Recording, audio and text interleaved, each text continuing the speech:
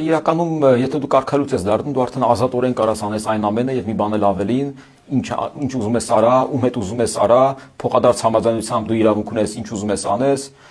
քո սերի նմանի հետ էլ ինչ ուզում ես արա, մենակ թե գհելի գնա։ Այդ ժամանակ դու արդեն իրավունք ունես, ու ոչ ոք իրավունք չունենա քեզ հարցնի։ Ես հիշում եմ իլերարող հարցնում էր, թե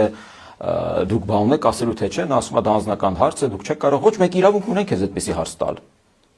Այդ եթե դու կարգալույց լինես, այդ ժամանակ ես իրավունք չունեմ արդեն գամ քեզ անձնական հարցեր տալ։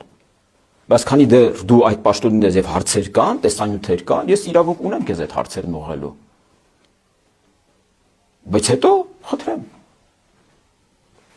Ում ես, ինչ կողմնորոշում ունես, ոչ ոքի գործը չէ։ Կարելի է ենթադրել օրինակ, որ իր աջ ձեռքն է, իր վարչապետն է հայ առաքելական եկեղեցում, հա, այդ բոլոր սև գործերի